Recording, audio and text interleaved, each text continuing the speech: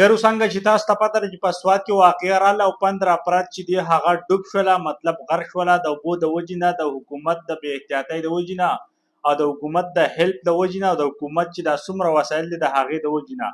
شهیدانور خلک وایي ډېرې زیاتې ګډې وډې خبرې کوي. ملګرو په دې ټایم کې د پوینټ خبره کړې ده که نه، زه به داسې ته ووایم چې په دې کې ورسره زه 100% اګري یم، او غالبا زما او د ده سوچ چې دی هغه یو شان دی. خو اوس کوي به یې څوک، مونږ او تاسو به یې کوو.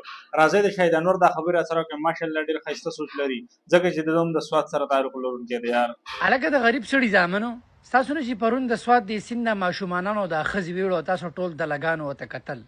په 2025 کې تاسو سیند ته ټوپان ویشتل. دا د ټوپانو شی دی. ستاسو د سټیټ سره نه هلیکاپټر و، نه د سره یو جیټ سکي د سره نه چې په جیټ سکي کېناستلی وی، لایف جاکټ ته اچولی ورغلی ماشومانان دې دغه کړي. عمران خان بامبڑ د مور میړه له خو قدر نہیں کولے جو ہمارے د مور کا میړه آزاد کرو. عمران خان جو ہے قدر لسو کی خود در کی کنا خو تاسو هم بابړانی کونیانی پښتانه غام بامبړو هغه بامبړ بدل خزي او الکان راوستل درنو د لګان د وسان سی چری دلو کو تاسو لا. خو اوس پتا سو یو کارو کتاسو کې غیرتی او کتاسو د سړی ځامني د سوات چې څومره ایم پی ای دی، ام ان ای دی، سیاستدان دی، د هغه ښځه بچي به راوړي او د دغه سیند په منځ کې به یې ودرې او دا بې غیرته به ورته ودرې چې د ده د مخې ویشي چې دی په درد پوه شي او بیا به ورته دا بې غیرته واچي.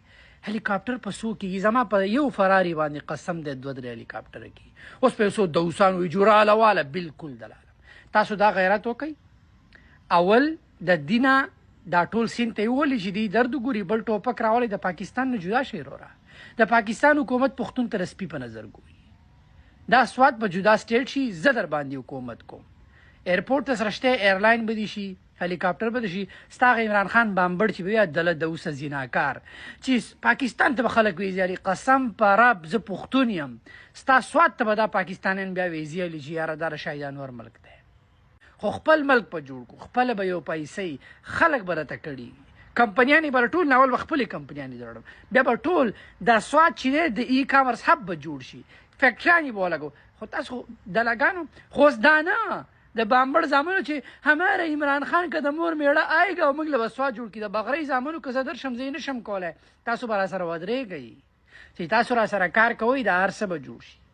ځان کې غیرت پیدا کړئ. که غیرتیان یې دا کار وکړي انشاءالله زه دا هلیکاپټر یې عملم، ریسکیو سیسټم در جوړم، جدا ملک ته جوړم، ښه حکومت در باندې کوم او چې زما په حکومت کې چا د کونو کار وکړو خوټې ترې کټ کوم. تاسو به وګورئ تاسو نه به زه سړي، تاسو د سپي الوا دي، تاسو چې دی بې غیرت دی، تاسو نه زه سړي جوړوم. تاسو دا ټرای وکړئ. که نوی ملک غواړئ دا غیرت پکوئ. که دا 2 غیرتونه یې وکړو جو بس زه یو را روان صدر یم. پاسئ د بغرۍ زامنو ټوپان ولي. ماشاءالله ملګرو تاسو د شهیدانور خبرې واورېدې. زیات خلک په شهیدانور تنقید کوي چې غلطې خبرې کوي، خو زموږ یو پښتون ورور دی او کامیاب دی په ثابته دنیا کې، یو پیژندلی شوی پښتون دی او ماشاءالله د خپل سوات لپاره ډېر ښه سوچ لري. خو امید لرم چې داسې وشي که نه زما او د ده غالبا یو سم سوچ دی. ملګرو چې دا ویډیو نه څومره کیدی شي شیر کوئ مخې ته. که چېرته په پښتنو کې اتفاق راشي که نه او ځان جدا یو سټیټ شي، نه زموږ او ستاسو دپاره ډېره د خوشحالۍ خبره ده. الله په امان.